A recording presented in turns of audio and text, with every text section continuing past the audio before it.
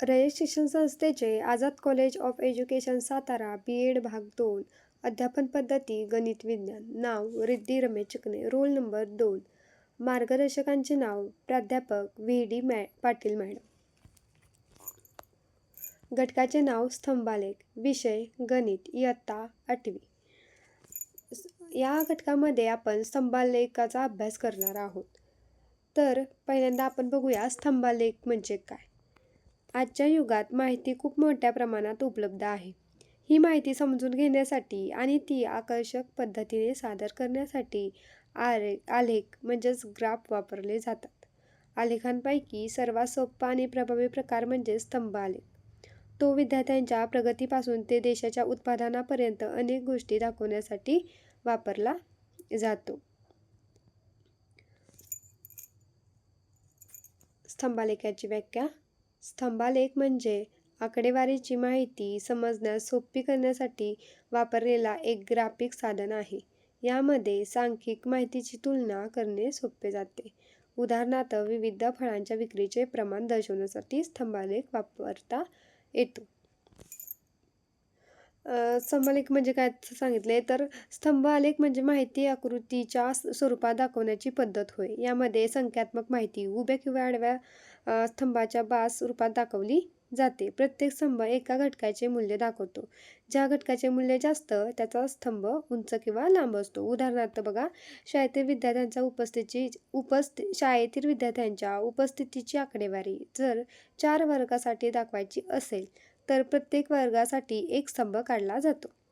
ज्या वर्गात उपस्थिती जास्त आहे त्याचा स्तंभ उंच असतो, तर कमी उपस्थिती असलेल्याचा स्तंभ लहान असतो. स्तंभलेखाची वैशिष्ट्ये. आकडेवारी सुलभ आणि स्पष्टपणे दिसते.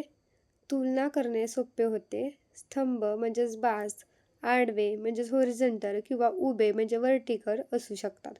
प्रत्येक स्तंभाची उंची किंवा लांबी डेटाचे प्रमाण दर्शवते. रंगीत स्तंभाचा उपयोग आकर्षक बनवता येतो. स्तंभालेखाची वैशिष्ट्ये आपण हे पाहिली. त्या अजून वैशिष्ट्य आहेत की आलेख साधा व समजण्यास सोपा असतो. माहिती एका दृष्टिक्षेपात तुलना करता येते. रंगसंगती वापरल्यास आलेख अधिक आकर्षक दिसतो. प्रमाण रेषा म्हणजे स्केल समान अंतरावर असते. प्रत्येक स्तंभाला त्याचे नाव लेबल दिलेले असते. उंची किंवा लांबी ही आकडेवारीचे मूल्य दर्शवते. माहितीची सादरीकरण पद्धत व्यवस्थित व शास्त्रीय असते. स्तंभालेखाचा यूज बघूया. डेटा सादर करणे सोपे होते. आर्थिक, शैक्षणिक, समाजशास्त्रीय आकडेवारी दाखवण्यासाठी उपयोगी. विद्यार्थ्यांना आकडेवारी समजून घेण्यासाठी मदत करते. विक्री, उत्पादन, लोकसंख्या, परीक्षा निकाल इत्यादींचा तुलनात्मक अभ्यास करता येतो.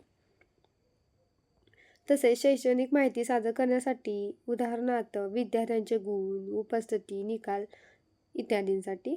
आर्थिक क्षेत्रात उत्पादन, विक्री, नफा इत्यादी दाखवण्यासाठी. सामाजिक सर्वेक्षणामध्ये लोकसंख्या, साक्षरता, रोजगार इत्यादी दर्शवण्यासाठी. शालेय प्रकल्पांमध्ये माहिती समजण्यास सोपी व आकर्षक बनण्यासाठी. संशोधन कार्यात तुलना करून निष्कर्ष काढण्यासाठी. शासनाच्या अहवालामध्ये आकडेवारी स्पष्ट दाखवण्यासाठी. स्तंभ आलेख तयार करण्याची पद्धती आहेत. माहिती गोळा करणे. सर्वप्रथम तुलना करायची माहिती गोळा करा. प्रमाण रेषा निश्चित करणे. उभी रेषा म्हणजेच Y ॲक्सिस व आडवी रेषा म्हणजेच X ॲक्सिस ठरवा. घटक निश्चित करणे. कोणते घटक दाखवायचे आहेत ते ठरवा. उदाहरणार्थ वर्ष, विभाग इत्यादी. स्तंभ काढणे. प्रत्येक घटकासाठी समान रुंदीचे स्तंभ काढा. रंग भरणे. वेगवेगळ्या स्तंभांना वेगवेगळे रंग द्या.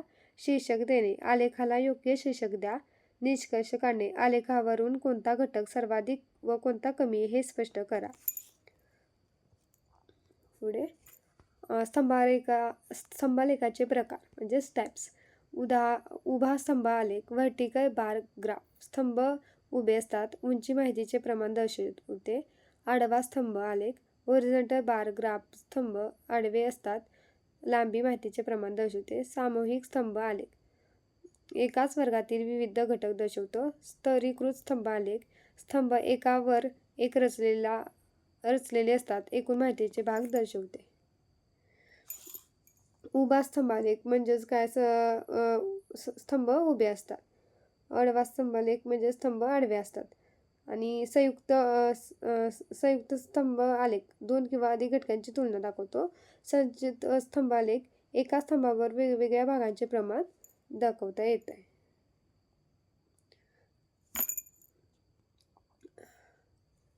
स्तंभालेखाचे वाचन कशा प्रकारे करायचे, तर शीर्षक वाचा, आलेख कोणत्या विषयावर आहे हे समजते.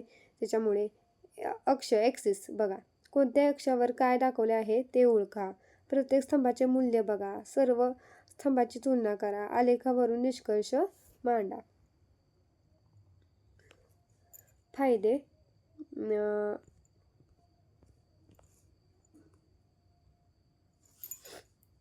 आलेखाचे फायदे काय, तर माहिती लवकर समजते, आकडेवारी आकर्षक दिसते, तुलना सोपी होते, अभ्यास, अहवाल व प्रकल्पासाठी उपयुक्त, संख्यात्मक माहिती दृश्य स्वरूपात दाखवते.